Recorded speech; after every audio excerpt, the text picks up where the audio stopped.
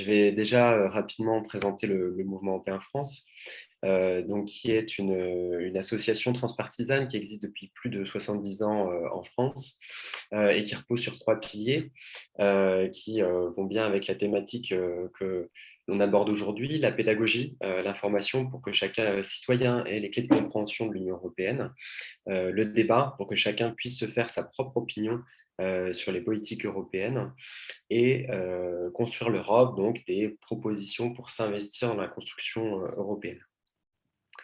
Voilà, donc au niveau de ces trois piliers, on a environ 15 000 élèves sensibilisés par an en France, plus de 500 événements où on fait débattre entre eux des responsables politiques qui sont souvent assez méconnus du grand public, que ce soit des Européens mobiles ou des citoyens résidant dans leur propre état d'origine. Les élus européens sont parfois assez peu connus.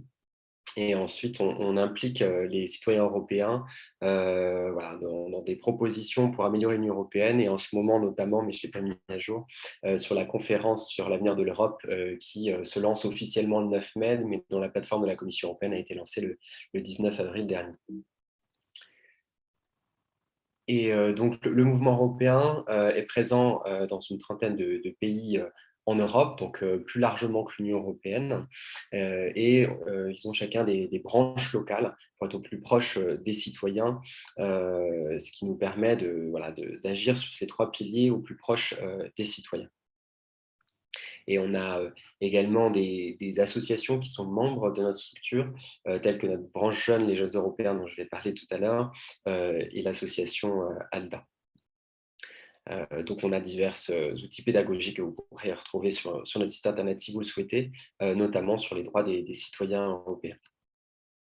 Et donc, des campagnes de communication pour rendre l'Union européenne plus visible auprès de tous les citoyens sur nos réseaux sociaux, sites internet, etc. J'ai également publié une étude pour l'Institut Jacques Delors lorsque j'étais président des Jeunes Européens, et sur la libre circulation des Européens. On a sous-titré «État des lieux d'un droit fantasmé», puisque c'est un droit qui, en fait, tout le monde a plus ou moins connaissance de ce droit, de cette liberté de circulation, mais les contours sont très flous.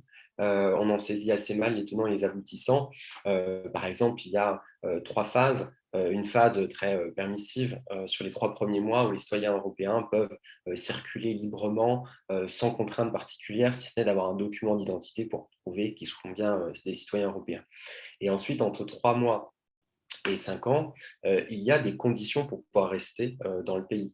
On ne peut pas rester, par exemple en Belgique, si on est un poids sur le système de sécurité sociale, et si c'est le cas, qu'on n'arrive pas à subvenir à ses propres besoins, qu'on n'a pas de travail. Un État qui accueille, notamment la Belgique par exemple, peut expulser un citoyen européen. Ça, c'est prévu dans le droit européen, donc il y a des conditions. Et à partir de 5 ans, on a ce qu'on appelle un séjour permanent, et là, on a autant de droits que les citoyens, quasiment que les citoyens du pays de résidence. Donc, ce qui est quand même, ça apporte beaucoup plus de droits que que les ressortissants non européens. Après, chaque pays a ses spécificités. En Belgique, il y a le droit de vote aux élections municipales avec conditions pour les ressortissants non européens, ce qui n'est pas le cas en France, par exemple. Alors, ces droits, ils sont assez donc méconnus, comme je le disais, par les citoyens. Donc, ils l'appliquent assez rarement. Il y a ceux déjà qui ne savent pas qu'ils ont cette possibilité d'aller travailler à l'extérieur, dans un autre pays de l'Union européenne, et quels sont les droits qui vont avec. C'est-à-dire, est-ce que les membres de la famille peuvent venir avec la personne qui trouve un travail? Est-ce que le mariage est reconnu, peu importe si c'est un mariage de même sexe ou pas? La réponse étant oui. Et les allocations familiales, à partir de quand on a le droit, ou est-ce qu'on n'a pas le droit? Comme je l'ai dit, des fois, on n'a pas le droit si on n'a pas trouvé de travail et qu'on devient un poids pour le système de sécurité sociale. Donc tout ça, c'est assez méconnu et ça peut être un grand frein pour la mobilité. Et il y a également une part de méconnaissance de la part des agents qui sont censés donner de l'information et appliquer ce droit. Je vais vous donner plusieurs exemples, puisque j'ai participé avec l'association ECAS à un workshop sur ces freins. les possibilités de les améliorer. Il y a notamment voilà, des personnes, donc le Crous en France, qui viennent en soutien aux étudiants, qui apportent certaines aides, et une citoyenne roumaine qui demandait de l'aide au Crous, mais les agents ne savaient même pas que la Roumanie était membre de l'Union européenne. Alors certes, ça date déjà d'il y a 3-4 ans, mais enfin bon, là, la Roumanie est quand même membre depuis un moment. Donc on voit qu'il y a une méconnaissance, c'est pas forcément une méchanceté ou une volonté de ne pas faire respecter le droit, mais c'est vraiment une méconnaissance. Il y a une ressortissante belge qui voulait s'enregistrer en France auprès de la mairie, puisque c'est la mairie qui enregistre en France les enregistrements. Ces enregistrements, comme ça a été dit par l'intervenante précédente, permettent certains droits, puisque si on ne s'est pas enregistré, on ne sait pas depuis combien de temps on est là, et on ne peut pas déclencher certains droits liés à la mobilité. Et des agents municipaux ont dit, bah non, c'est pas à nous de le faire, il faut aller en préfecture. Alors que ce n'est pas du tout la préfecture, c'est à la mairie de faire ça. Donc encore une fois, il n'y a pas de volonté de ne pas accéder, de ne pas autoriser l'accès aux droits, mais plutôt une méconnaissance de la part de certains agents. Bien entendu, je ne généralise pas. Et on verra par la suite quand même qu'il y a des bonnes pratiques que je vous transmettrai. Et donc tout ça mène à un découragement qui mène à un non-exercice de ces droits. C'est vrai que j'ai pris l'exemple de cette ressortissante belge qui voulait voter en France. Bon, il s'avère que c'était une collègue, donc elle savait ses droits. Mais même elle m'a dit, c'est assez compliqué lorsqu'on fait ces démarches, qu'on trimballe de service en service, de garder la foi, si je puis dire, pour continuer à faire ces démarches administratives, tout ça pour pouvoir voter aux élections locales. Et donc, elle était très informée, donc a été jusqu'au bout. Mais pour certains, s'ils ont un obstacle, puis deux, puis trois, ils ont tendance à plutôt relâcher. Et donc, c'est pour ça qu'on a monté un projet, le projet Include, avec la ville de Paris et,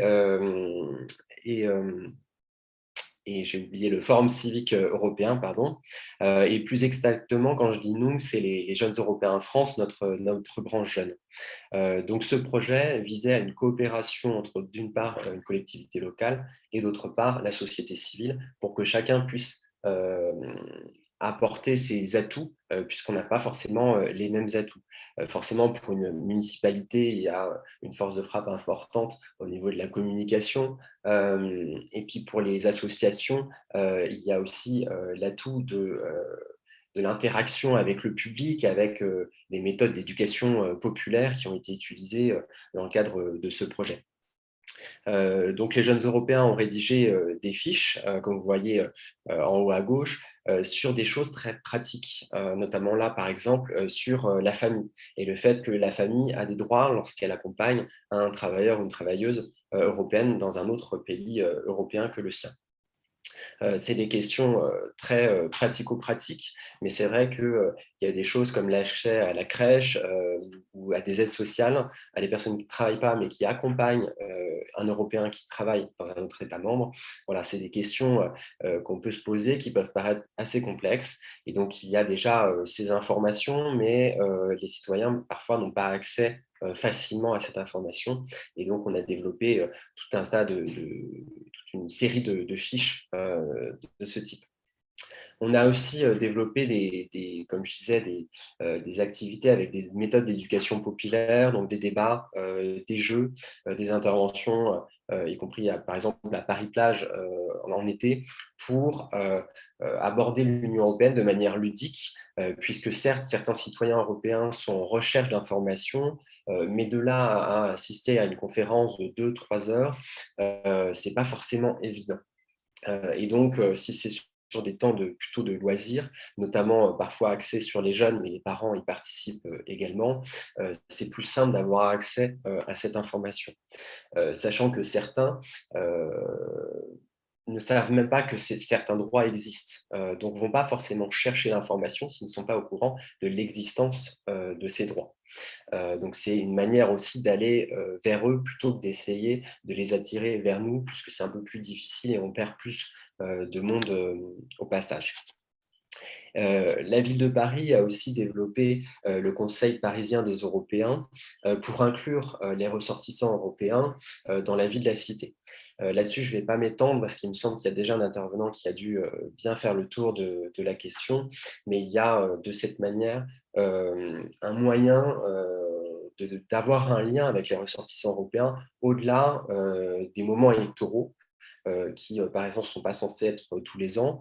Et donc, ça permet de conserver ce lien à travers ce type de conseil parisien des Européens ou également le budget participatif.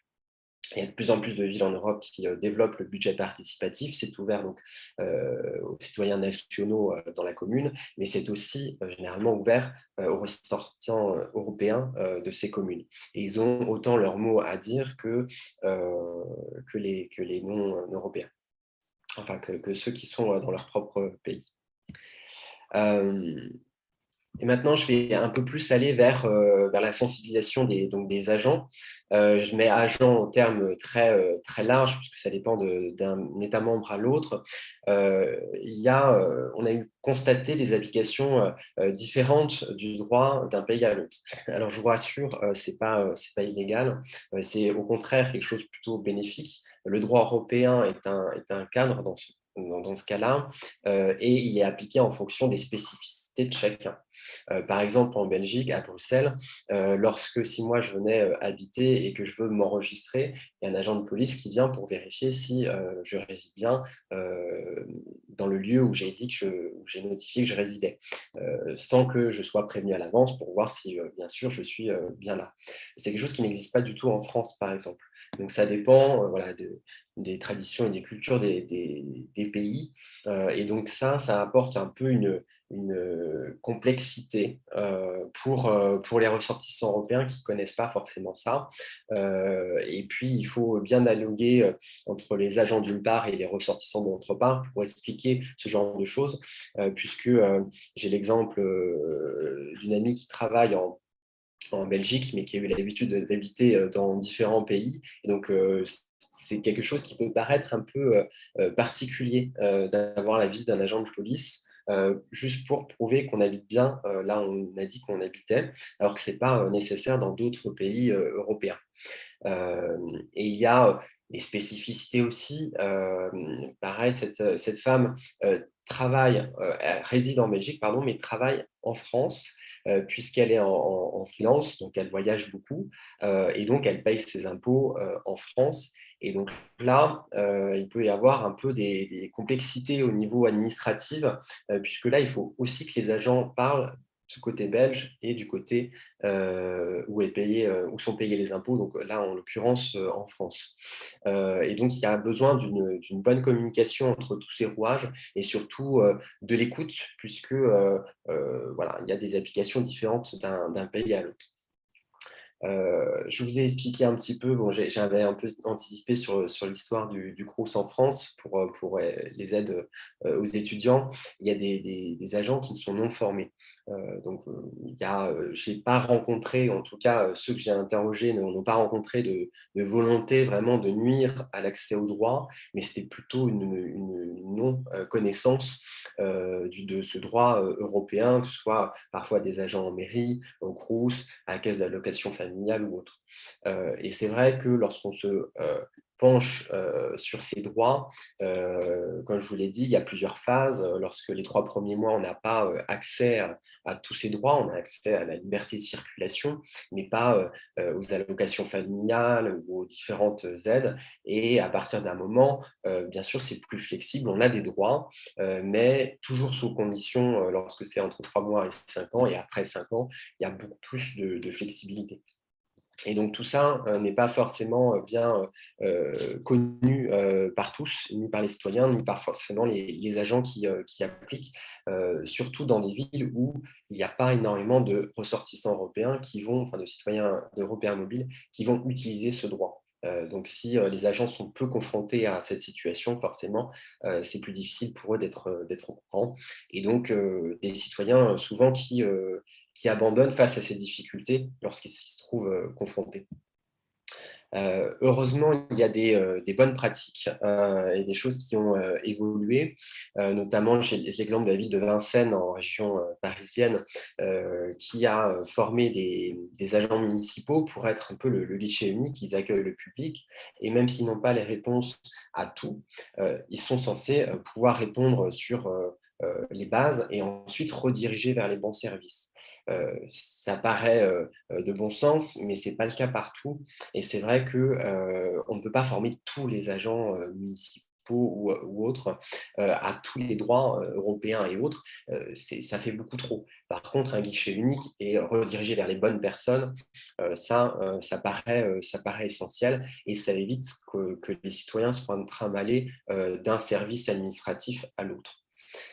Sachant que ce guichet unique n'est pas juste une redirection, mais quand même on donne des informations de base, puis on redirige. Il n'y a pas une redirection directe parce que en dehors du droit européen par ailleurs, on peut parfois être redirigé d'un service à l'autre et abandonné très rapidement. Là, on a déjà un début de réponse, les bases, puis on est redirigé vers le bon service. Il y a aussi des mairies qui accueillent des Européens mobiles. Alcalá de Henares en Espagne, par exemple, juste à côté de Madrid, qui organise qui organisait ces petites soirées, puisque maintenant c'est plus possible avec le Covid, mais j'espère que ça reprendra, pour accueillir symboliquement les Européens mobiles et parler un petit peu de l'Union européenne. Donc ça, c'est des choses qui souvent sont faites pour les étudiants Erasmus, mais c'est quelque chose qui peut être élargi au-delà des étudiants Erasmus et aussi aux gens qui viennent travailler ou s'installer, les Européens qui viennent travailler ou s'installer dans la commune. Il y a également des projets européens menés par des villes. J'ai parlé du projet Include, bien entendu, mais il y a aussi les réseaux de villes. Ce sont des appels à projets de la Commission européenne où plusieurs villes peuvent répondre ensemble à un appel à projet sur des thématiques communes. Et ces thématiques peuvent être très, très larges. Ça peut aller de l'information des citoyens à l'intégration des minorités, à la culture ou à tout un tas d'autres sujets. Et donc, lorsque des villes répondent à ce genre d'appel à projet et y participent, c'est déjà une sensibilisation des agents municipaux qui vont s'impliquer et des élus qui vont s'impliquer dans ces projets, et ce qui va peut-être permettre ensuite un meilleur accueil des Européens mobiles dans cette ville, puisqu'ils ont déjà été sensibilisés. Et je mets un peu à part les projets communs entre les villes et la société civile, puisque c'est vrai qu'on ne peut pas non plus tout attendre des villes, et que ce genre de projet comme Include que je vous ai présenté, mais il y a aussi Approach, qui est un projet, encore une fois, de la ville de Paris avec l'association ALDA, qui est aussi membre du mouvement européen. Euh, voilà, c'est des projets où chacun apporte ses atouts, ses forces de frappe, et ça peut gommer aussi parfois un petit peu les inconvénients de chaque structure, puisque chaque structure a des atouts et des inconvénients, et ça leur permet vraiment d'être complémentaires, puisque voilà, les agents municipaux ne vont pas pouvoir forcément faire de l'éducation populaire dans des centres de loisirs, sur les quais de Seine, etc. Ça, c'est plus quelque chose qui est à portée des bénévoles, des associations. Et de l'autre côté, avoir une communication qui touche une majorité des résidents de la ville à travers des newsletters ou des sites internet et réseaux sociaux. Là, c'est plus la ville qui a accès à ça. Des facilités aussi pour l'organisation de workshops ou de conférences ou d'ateliers interactifs. Là, c'est plus la ville aussi qui va pouvoir avoir des atouts qu'elle va pouvoir mettre à disposition du projet.